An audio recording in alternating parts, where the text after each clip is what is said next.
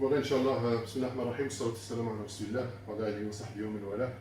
On va Inch'Allah procéder à la toilette mortuaire, selon la tradition prophétique. Donc le frère ici présent, Inch'Allah, va faire sa toilette.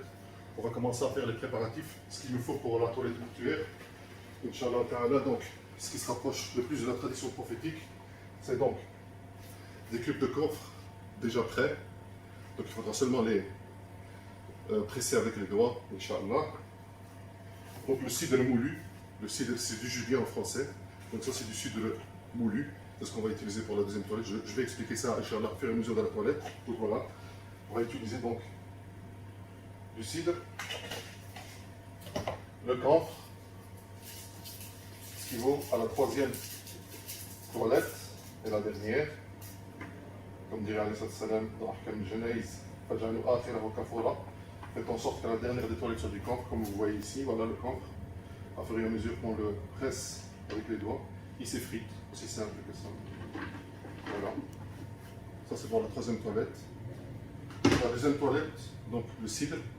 Si on n'a pas de cidre, on peut utiliser du gel douche, shampoing, savonnette. On utilise ce qui est rapproché le plus de la tradition, donc le cidre déjà moulu. Donc on va mettre la pression de l'eau, et subhanallah, ça va lâcher de la mousse, avec ça on va laver, Inch'Allah, la deuxième toilette.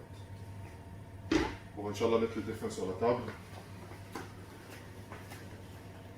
Donc voilà, maintenant je vais préparer les ingrédients qu'on a préparés, le cidre, voilà. Avec la pression de l'eau, là ça commence à mousser, comme ça vous savez. Comme je vous ai dit, ceux qui n'ont pas le cidre, le jujube en français, vous devez directement utiliser donc du gel douche ou du shampoing. Voilà. Donc ce que j'utilise ici, c'est ce qui rapproche le plus de la tradition prophétique. Donc ce qu'on utilise ici, Inch'Allah, ça va être la deuxième toilette.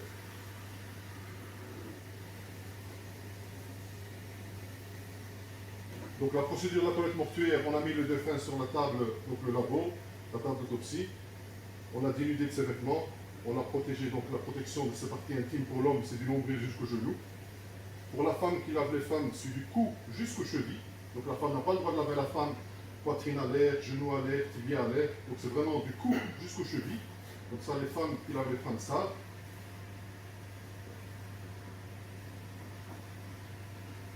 Voilà pour ce cidre. Maintenant, Inch'Allah, le cafol, voilà. Comme je l'ai effrité, j'ai concassé là tantôt. Donc voilà. Et le cafol, il a trois vertus. Une de ses premières vertus, c'est que ça parfume le corps. Maintenant, vous n'avez pas l'odeur, mais ça parfume le corps. Sa deuxième des vertus, si le corps est ouvert, ça retarde la décomposition du corps. Et cette troisième vertu, quand on se vue du corps sous terre, c'est qu'il éloigne les vermines sous terre.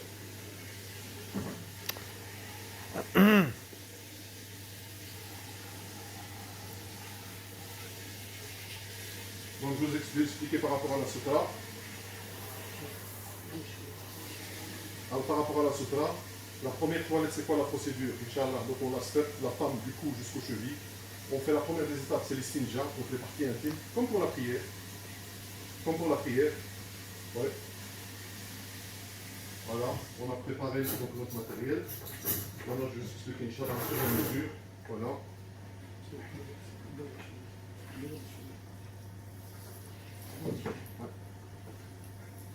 Donc, la sutra, je vous ai expliqué. La première toilette, la procédure, c'est quoi? C'est que on commence par les parties intimes. Je me positionne sur le côté gauche du défunt pour que je puisse faire les parties intimes par ma main gauche, ce qui aussi est rapporté par la tradition. Donc voilà, on fait les parties intimes. Puis les ablutions comme pour la prière. On va faire les ablutions, la main droite, main gauche, la bouche, le nez, le visage, la main jusqu'au coude, et puis le pied droit, le pied gauche parfois. Une fois qu'on a fini, on fait la première toilette avec de l'eau pure, le masafi. C'est la même procédure que Ghusl Janaba ou la Ghusl Jumu'ah. Donc voilà, 3 fois le cuir chevelu, et puis le visage, le côté droit, on va faire la partie supérieure, et puis la partie inférieure comme le défunt est allongé. C'est la même procédure qu'aussi on prenait nos douches, sauf qu'il y en a 3. Donc la deuxième, c'est Inch'Allah avec du cidre, et la troisième avec du café.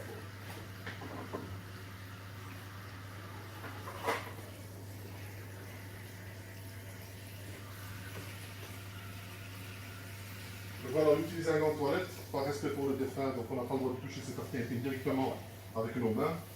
On commence, voilà. On fait les parties intimes, bien comme il faut, entre jambes. Ces parties intimes sont postérieures, on regarde le gant, donc il n'y a rien qui sort Donc c'est bon, on peut s'arrêter là. S'il y a quelque chose qui sort, on doit, donc mon assistant ici, il doit relever le corps et moi je dois obstruer avec la ouate. Donc ça, il n'y a rien qui sort de l'orifice anal. Mais comme là, il n'y a rien, machallah, donc on commence. Bismillah, les ablutions. On prend la main droite.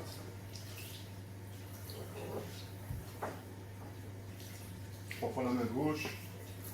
La bouche. 3 fois.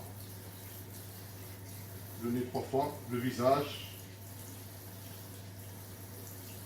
Voilà. On revient, la main. La même procédure que pour les ablutions. Entre les doigts jusqu'au coude.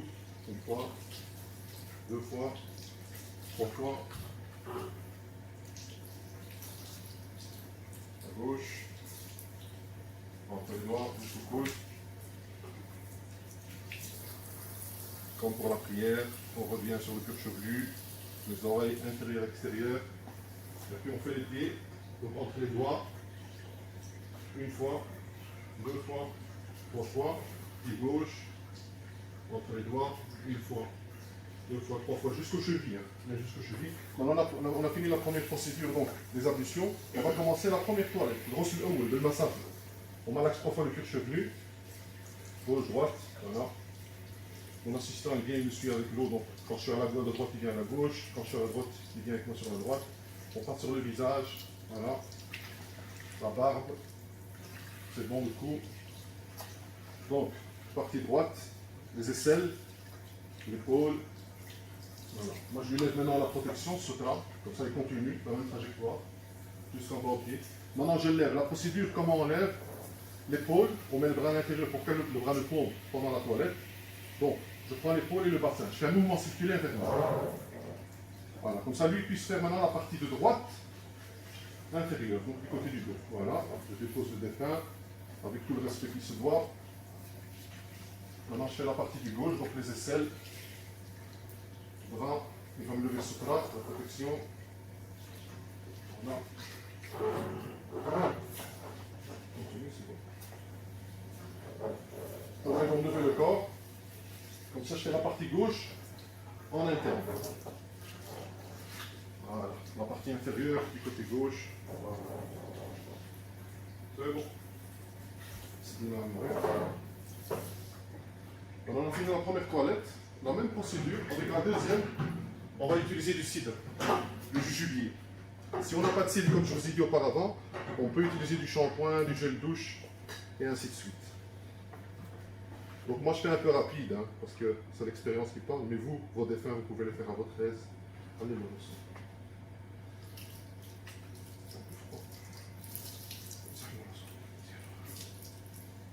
Allez, c'est la deuxième toilette, la même procédure, voilà, entre les oreilles, le visage.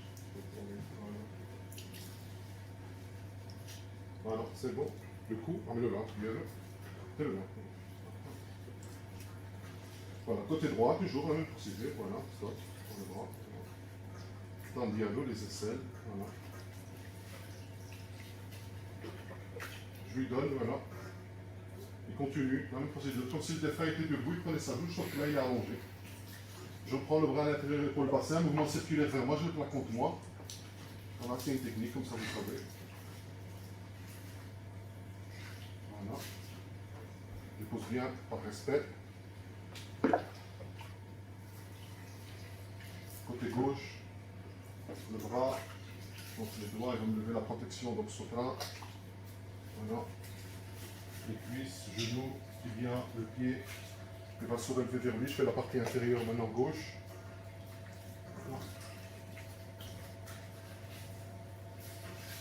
Voilà. Donc vous voyez, on a fini la deuxième procédure. La deuxième étape de la toilette, c'est cidre.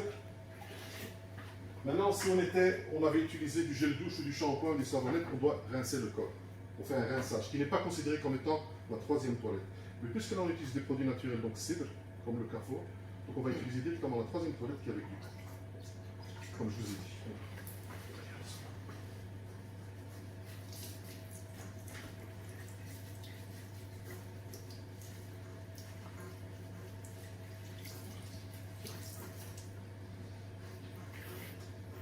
Toujours côté droit, côté gauche, les aisselles, l'épaule. Voilà, c'est la même procédure entre les doigts. Je lui le sotra, donc la protection. On n'a pas le droit de voir ses nudité, comme je vous ai dit, à part s'il y a quelque chose qui coule de l'orifice anal. Je prends le bras, l'épaule, le bassin, mouvement circulaire vers moi. Comme ça, il fait la partie inférieure de droite. C'est la même procédure, voilà. Je dépose lentement, par respect. L'âme n'est plus là, mais le corps est là, on doit le respecter comme s'il était vivant.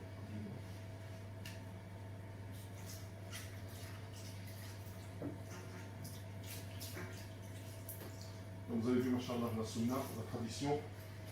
Celui qui se maintient à la tradition se prend c'est que de la facilité. Maintenant, si on venait d'arriver, on va se dire que la toilette n'a même pas encore commencé. On est déjà à la dernière toilette, donc à la troisième. On n'est pas là pour faire une course contre la montre, mais pour vous dire que machallah, celui qui se maintient à la tradition, il a que la facilité. Voilà. On a fini la toilette. Maintenant, normalement, on n'éponge pas, on le laisse sécher. Si on était dans un état islamique, je veux dire avec la chaleur et tout ce qu'il y a, c'est qu'on le laisse sécher. Mais ici, on va, Inch'Allah, le tamponner. Comme ça, il est un peu sec. Alors, toujours la même procédure, hein. Droite-gauche. On prend le dos. Je m'exprime directement en français pour faire court, hein. Comme ça je ne parle pas en arabe en français. Comme ça, Inch'Allah, la majorité des gens peuvent en profiter de cette vidéo, que ce soit la première.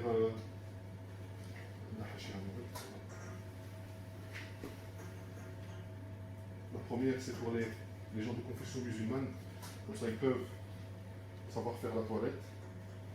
Et pour ceux de non-confession musulmane, vous savez voir la procédure, comment on fait nous, les musulmans, la toilette mortuaire, le respect de nos défunts. Voilà.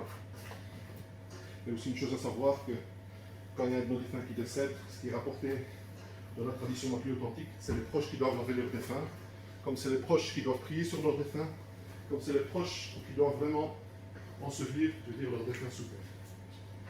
Voilà. Maintenant, Inch'Allah, on va utiliser le linceul. Voilà. Ça, c'est un rouleau de linceul. Je vais vous expliquer la procédure. Maintenant, le corps, c'est un corps simple. Il fait plus ou moins 1m60, 1m70. La largeur du café, toujours 1m50. Si vraiment la personne est obèse, elle est forte, on utilise une largeur plus large. Mais sinon, en principe, les mesures, c'est quoi? C'est 1m50 sur 2m50 maximum. Donc, ça veut dire, vous allez chez les gens du tissu, vous achetez un tissu de 1m50 de large, les rouleaux qui se vendent. Sur 7,50 m, vous coupez ça en 3, et voilà. C'est aussi simple que ça. La seule chose qu'il faut savoir, c'est que, même si encore une fois, la tradition veut que les kafans soient encensés. Encensés quoi? On doit mettre donc, de l'encens et le bakhar. Mais comme ici on a avec détecteur d'incendie et tout, il vaut mieux éviter, pas de problème. Donc moi ce que j'utilise l'encens liquide. Donc j'utilise le khor liquide, donc le oud ou bien le musk ou n'importe quoi. J'utilise le khor liquide. Avec ça, je parfume donc le linceul. Donc maintenant, j'ai vu la taille un peu plus ou moins du défunt. Qu'est-ce que je vais faire? Ça aussi c'est l'expérience qui parle. Donc moi ce que je vais faire, je vais couper plus ou moins 1m50.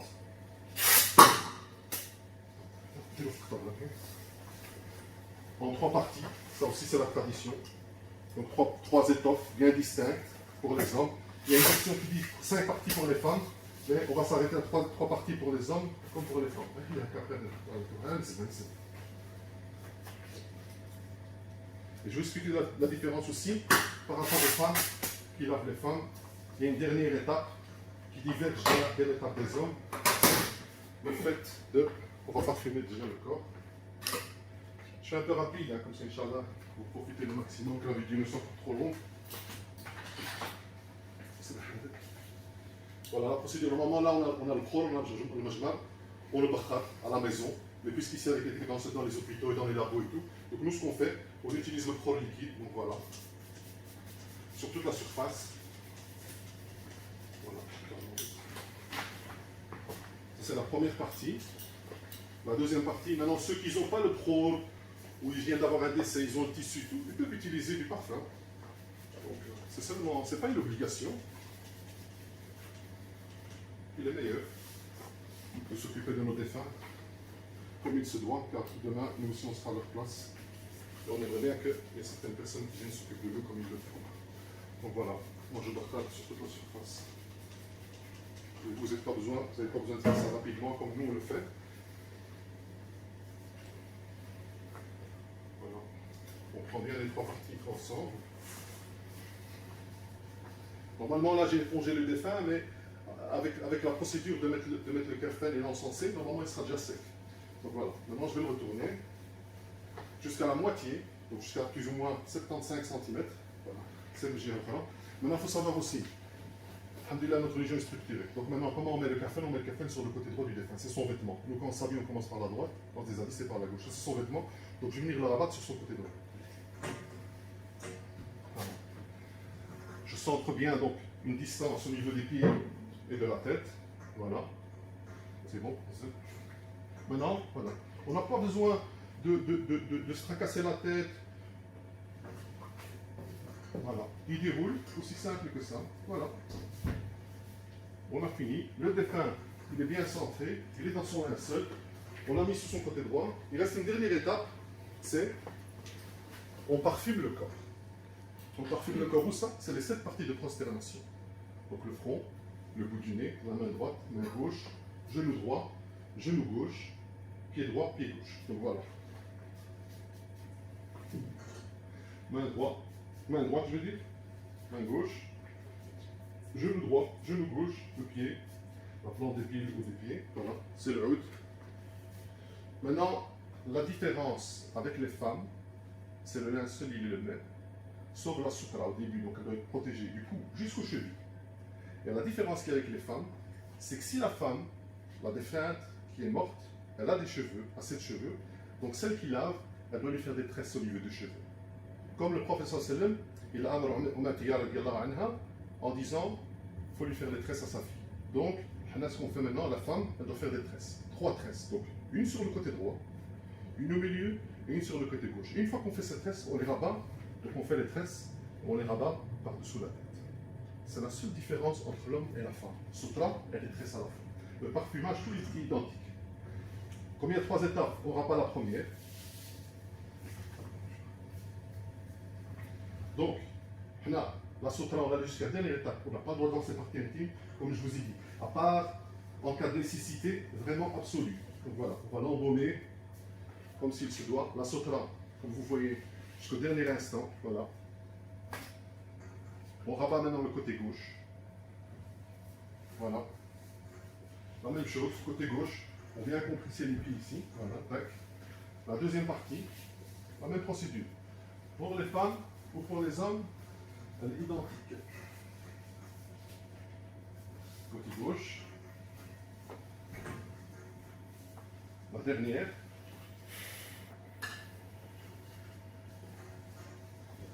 Voilà, on compresse bien. C'est comme si on lui taillait un vêtement. Voilà. Il n'y a pas de pli, il n'y a rien. Maintenant, ce qu'il y a, une dernière petite chose à savoir, c'est que on doit mettre les petites cordelettes, les petites bandelettes. 3, 5, 7, 9, ça dépend. Donc 3. Une au niveau de la tête, une au niveau du bassin, une au niveau des pieds. Moi, je vais la mettre symboliquement, mais je vous explique pourquoi je ne vais pas la mettre. Voilà. Donc on fait une bandelette ici, on fait le nœud, une au milieu, on vient avec celle du milieu ici, au niveau du corps, au niveau du bassin, on fait un nœud, on ferme, et puis la troisième, ici, au niveau de la tête. Donc on vient, on ferme, on fait un nœud ici au niveau de la tête. Les bandelettes, pourquoi on les met? On les met, leur sagesse, c'est quand on porte le mort sur le brancard, sur le mahmel, pour que le kfan ne s'ouvre pas. Mais il faut savoir, la tradition, elle veut qu'une fois qu'on a enseveli le corps sur terre, avant de remballer la terre sur lui, on doit dénouer les nœuds. Mais comme ici on est en Belgique, et le corps va partir dans son cercueil, parce qu'il veut être rapatrié dans son pays d'origine, donc on ne met pas les bandelettes. Parce que qui va les dénouer dans le cercueil? Il n'y aura personne, donc on ne les met pas. Maintenant, s'il y a des familles qui veulent retirer le cercueil au pays, on les mettra, mais ils prendront la responsabilité de les retirer une fois qu'ils ont ouvert le cercueil. Et si jamais ils n'ouvrent pas le cercueil, voilà. Sinon, si c'est une inhumation locale ici en Belgique, là on met les bandelettes, comme ça, Inch'Allah, quand on va le retirer, on va l'enterrer directement dans le sol, dans la terre, et là, avant de fermer la tombe, on pourra d'inhumer. Maintenant, je ferme bien son visage, comme vous voyez. Droite-gauche, droite-gauche, droite-gauche, droite-gauche, comme je vous ai dit. Une bandelette ici, et voilà. La toilette mortuaire est clôturée. الله يتقبل من الجميع والسلام عليكم ورحمة الله وبركاته